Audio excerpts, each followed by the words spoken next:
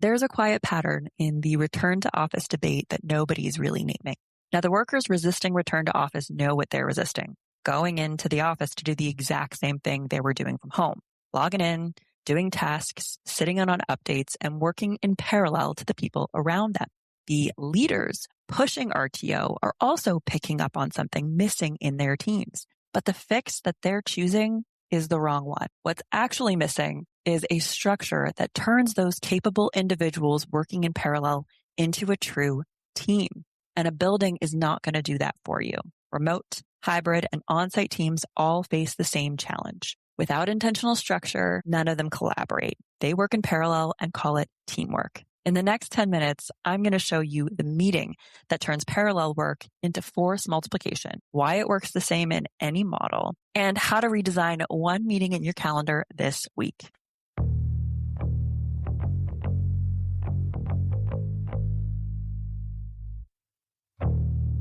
Let's dig in. Most of us have been in this scenario where you've got a group of capable people working alongside each other. You're all good, you're all smart, you're all hardworking, you all have KPIs, but none of it really comes together and you're not really seeing the results you want to. Whether you're the person on the team, the leader of a function within an organization, or the leader of an organization, you've probably seen this pattern. And most of the time we call it a people problem or a technology problem, or we throw some other label on it. But the truth is you just haven't tapped into the potential and the opportunity that you have in front of you.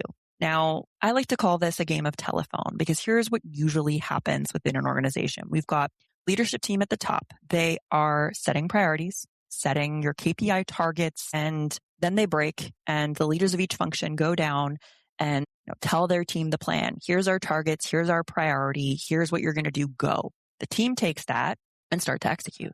And they hit bumps and the work gets real and they're missing a ton of the bigger context, how their work connects to the other work that's happening, who's doing what, how it all fits together, and what we're actually working for. Without that context, they're going to self-protect and just keep doing the task that they know how to do the way they know how to do it and hope that someone else has the big picture and can put it all together. Now, what happens here is we've got context and priority at the top, and then a version of that split down, distributed into each function, and then a version of that down into each individual. And we're missing the gaps between each of those and how they fill in together. And each person's goals, priorities, and tasks are filtered through their own reality. This game of telephone happens regardless of how you work, whether you are fully remote, hybrid, or on site. I see it in every different organization, regardless of how they're structured.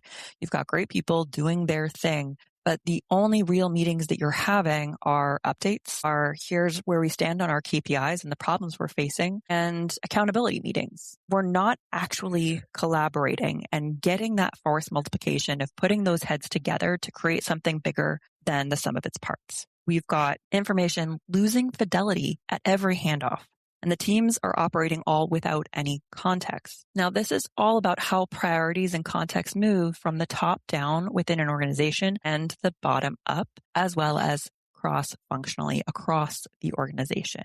The team ends up sticking their head in the sand because they only know what they know, and they're hopeful that someone else has figured it out. But honestly, not my circus, not my monkeys. I know what I'm paid to do. This is my role here. I'm going to do it.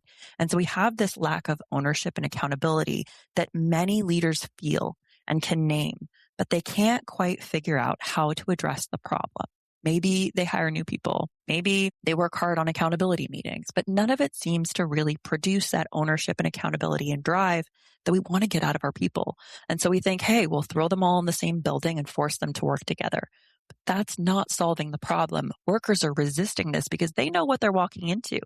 The same situation as it was before, just in four walls. Now, there's another effect that this has, where every problem, every decision that's out of context for the team ends up escalating to the leader, who they assume has more context, who only has a silo of that and may have to escalate again and again. And we end up with this leadership decision-making bottleneck syndrome that creates resistance, that creates friction, that slows down work and reduces capacity of our leaders to do what they should be doing and frustrates everyone from every perspective within the organization. Now, a force multiplier is a team that produces more than the sum of its parts. And I'm not talking metaphorically, I'm talking literally. It's when you've got the output of 5 people collaborating and working together is going to be larger than the 5 people, than what they would typically produce alone, because they are working together. Here's what it looks like in practice. We've got a head of marketing, a head of sales, a head of customer service, and a head of engineering in a room together reviewing the customer journey. And within 15 minutes, they're able to identify the messaging that marketing is using isn't landing with the buyer profiles that sales are targeting and talking to. And the roadmap of features that engineering has doesn't address those pain points identified. And what they're able to do is get around a table, collaborate, share context on who's doing what and how we see it together, what the goal is, what the problem is, and then identify a solution with shared context and understanding. They can identify risks others don't see, bottlenecks, challenges, assumptions that they might be making, and be able to push a project forward into execution with better outcomes faster than had they each just done it in their own departments. There's a psychological pattern underneath all of this. When people are in a situation where there's uncertainty and there's high accountability in the mix, without context to navigate it, we self-protect. We narrow scope. We focus on what we can control, and we put our head in the sand, ultimately. We avoid the parts of work that look like risk, that we have to coordinate with other people, where we haven't been brought into the conversation because there's danger there. There's uncertainty there. Better the double I know than the one I don't. This ends up showing up as a team that doesn't take initiative, a lack of accountability and ownership, and silos within an organization where problems and solutions aren't shared across functional lines. This also leads to a real cultural issue, as well as hiring challenges and retention problems. It all cascades, but most of the time we only see the symptoms and we can't dig deeper to really understand what we've created here. And we think that pushing everyone into a building is going to make the difference. Now, most organizations have accountability meetings and they have collaboration meetings. Both kinds have a place. They're both very important, but the problem is the typical ratio we see. The accountability meeting is really a status update. Here's where I stand on my KPIs, on track or off track. Here's what we're working on. Here's some of the problems I'm facing and how we're addressing it. Here's what I'm working on next. That's important.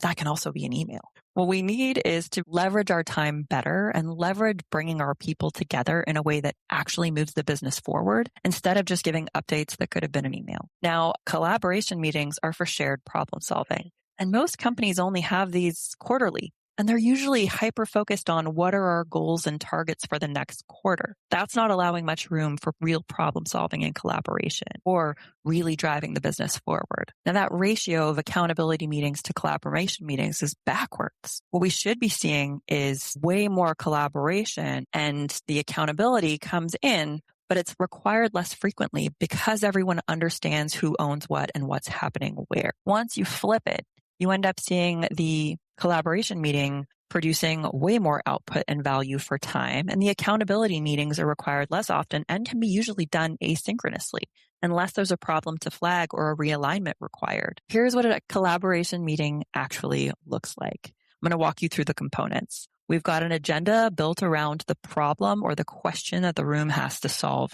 for, rather than a list of updates or tasks or priorities. We have the right people in the room, the people who actually can contribute, who are touched by the problem, who can provide perspective and context that the person leading or being truly directly impacted by the problem might not have. They can share what's already been tried from different places, what they're seeing and feeling from their end, and provide great insight and guardrails. Next is context being shared in advance. This is important. We need at least 1 day advance notice of the problem we're solving for, who's attending, what we're covering, any additional information or context that would help the people attending contribute better. So it could be what we've done in the past, what we're seeing in the numbers. You can get everyone to share in advance to the facilitator their context and KPIs so that they can put it together and send that out in advance. Great use of time so everyone can review it and show up prepared, knowing what's coming to the table. The collaboration meeting itself has a structure, and it's important. We start off by framing the question or problem we're solving for. Doesn't take much time, but the purpose is to ensure everyone is clear on exactly what we're solving for in this meeting. Next is sharing context across functions, allowing everyone to contribute what they're seeing, their interpretation, what they've tried before to give the room everything they need. And this could be a slight summary of what was shared in advance or an opinion or additional information. Then we move into surfacing assumptions, risks, and resources. Here we're talking about what we're assuming about the problem, the impacts about the different departments and functions, the risks we're seeing across the problem and functions within the company, and then the resources we have to play with. What does budget look like? Who do we have to really support us in executing this problem? Then we have building the plan together. This is where we put our heads down and come up with a plan. Who owns what? How we're going to execute? What timelines look like? Really plotting out the phases and the ways we're going to address this. And this part may actually take a second meeting. That's okay, because it will be focused. You will have already done the dirty work of getting the assumptions, the risks, the context shared. So you can truly go in with a plan, understanding resources, understanding assets, understanding risks, and each department can go and speak to their teams to pull in additional information so we can drive that plan. Totally okay to split it up, not always necessary. And then we've got naming commitments. This is where what happens next, who owns what, when it will be done by, where it will be stored, all gets documented, and everyone leaves knowing exactly what their role is and how we're going to move forward. Now, the deliverable is a decision and a plan on what we're going to do next, how we're going to address this problem, how we're going to continue to collaborate and support each other, when we're going to meet to ensure we're all on the same page, and if problems come up, how we're going to communicate them. Now, there's a few principles that help make this meeting really work. There's 5 that I like to live by on a collaboration meeting I'm going to share with you. Number 1 is bringing context, not just direction. You can tell people what to do, but if you don't share the deeper context of what we tried before, what failed, what worked, what we're dealing with, what we're seeing, we're not going to be able to really make a great decision. And a lot of times we end up coming in with opinions that sound like context, but aren't. So it's about reality checking each individual and what they're bringing to the table. Next, number 2, define the problem before jumping into solutions. If we're not clear on the problem we're solving for and all aligned on it, the solutions we come up with are not necessarily going to solve that problem. And so that's incredibly important. It's a waste of everyone's time to jump into solutions, which is our favorite thing to do. Every leader said, come to me with a problem and 3 solutions. But are we really clear that that's the true problem? Sometimes we need to slow down to speed up. Number 3 is the right people in the room. You want your key individuals who will contribute to be in the room. And this means not necessarily everyone's going to be in the room, but you do want to bring in some outside perspective and not ignore those quiet functions who you assume aren't touched. We want to give them the opportunity to collaborate and be a part of this if they can truly provide context, information, ideas, and solutions that will help. Number 4 is make decisions visible. This means documenting who exactly owns what, when it will be done by. That way we have a way to track accountability and what will happen if we miss. So if things go wrong or we start to note that timelines are a little bit tight, how are we going to communicate that things are off and what are we going to do to support each other? I love taking a moment to say, okay, great. Sue owns completing this by that date. Sue, if things start to go off the rails, we want you to notify us by this date so that we can make proper adjustments or collaborate if necessary. Last minute changes are not what we're looking for here. If things go wrong, what are you going to do to fix it? How are we going to address this? That allows everyone to really consider what assumptions they're making and what they're committing to. Because sometimes, more often than not, things go wrong. We want to make sure we've talked through those contingencies so that we're clear on what happens if the targets start to look wobbly, if we start to get behind, if a new priority comes up. How are we going to address this and make sure that we're all on the same page? Now, we don't all have a crystal ball. We can't know everything that could possibly happen, but we can reasonably bring a group around the room and say, okay, what are some things we think could go wrong here that we should think about, work through? Number 5 is end with the named commitments. So each person goes around saying, okay, here's what I'm doing. I will do X, Y, Z by X date. It's a really simple meeting and you get better the more times you do it, but it's so important that context is shared before. You allow time for true collaboration. We don't let it drag on for too long. You need to have a facilitator really holding the room and keeping people on track. And then making sure that you're leaving with clarity of who owns what our plan is moving forward, and what we're going to do if things go wrong. This right here is how you take a group of individuals working in parallel, slowly but surely, turn them into a force multiplying team. It's not always easy and it's not a quick fix, but it will drive incredible results for your organization and give you a competitive advantage that not many are tapping into. The next decade is going to keep speeding up. AI is going to keep accelerating the work we deliver every single quarter.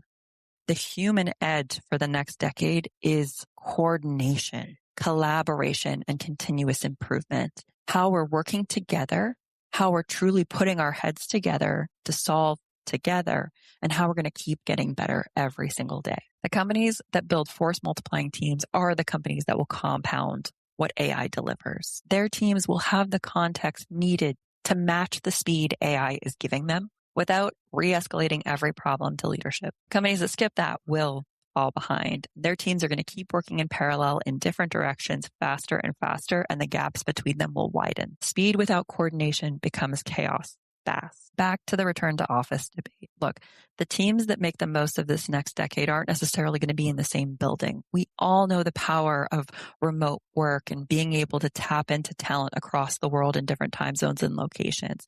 It's incredible. And you bring in diverse perspectives. But if we're not collaborating and bringing those people in to truly work together, we are not leveraging that power at all, and we're missing out on massive opportunities to create incredible work environments, to create incredible results, and to build incredible loyalty with our teams because they are a part of something bigger and connected to the people they're working with and the mission they're driving towards. Like I said in the last episode, the competitive advantage of this next decade is that recipe. It's how we put all the components together, your tools, your technology, and your people all together working towards building that business that lasts. Here's what I want you to do this week. Pick one meeting on your calendar and you're going to redesign it to unlock collaboration within your team. We've got 5 steps. Number 1, name the problem you want the room to solve. Number 2, invite the people who can contribute, including cross-functional leaders or individuals who can bring in outside perspective to the conversation.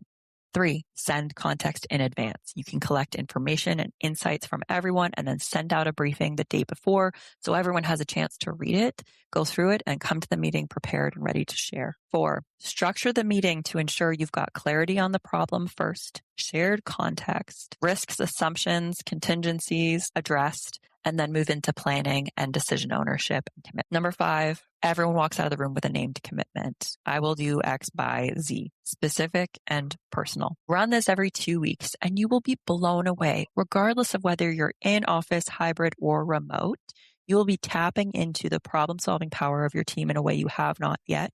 And you will be absolutely shocked at the solutions and the speed that your team can move at through this meeting. Thanks for tuning into another episode of Unleashed. I so am grateful for you being here and listening. Be sure to hit that follow button and subscribe so you don't miss another episode, and share it with a leader you know who may benefit from getting more out of their team. We'll see you next week.